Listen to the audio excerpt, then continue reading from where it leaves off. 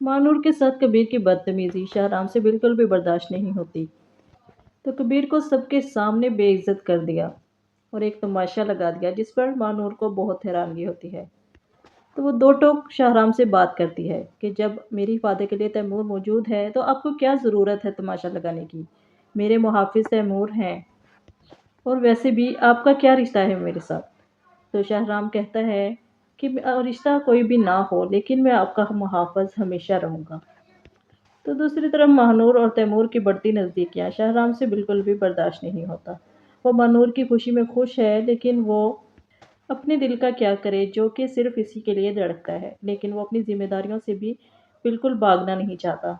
वो देखता है कि जैसे जमाल ने कोई मदद नहीं भेजी और ना ही वो खुद आया किसी की मदद करने, तो वो ये सोच लेता है कि जो शख्स इस वक्त गरीबों की मदद नहीं कर रहा तो वो इलेक्शन के बाद जीतने के बाद इनकी क्या मदद करेगा।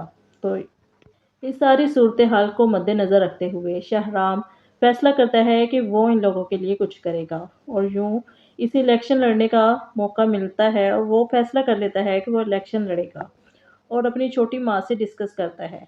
इसकी छोटी माँ इसकी बहुत तारीफ करती हैं कि तुम्हें ऐसा ही करना चाहिए, लेकिन इसके जाते ही वो अपना गुस्सा उतारती हैं और तबरेज़ से कहती हैं कि तुम्हारे भाई ने बड़े धड़ल्ले से कह दिया कि मैं इलेक्शन लड़ूंगा। वो तुम लोगों को नीचा दिखाना चाहता है।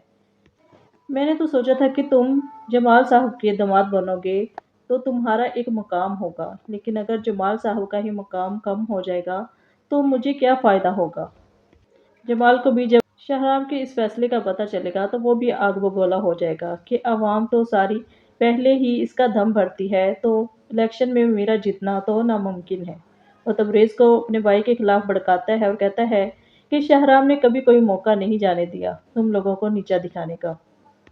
तैमूर जब किसी प्रोजेक्ट के बारे में बात करने के लिए शाहराम के घर आता है तो वहां पर महनूर के हाथों का बना पोर्ट्रेट शाहराम का देखकर बहुत हैरान होता है और कहता है कि इसमें आप ज़्यादा खुश लग रहे हैं, या फिर हो सकता है कि बनाने वाले का कमाल हो।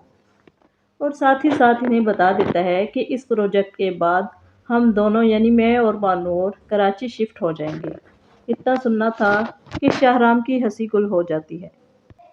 महानूर के जाने का सुनकर शाहराम को अपनी सांसें बंद होती महसूस होती हैं।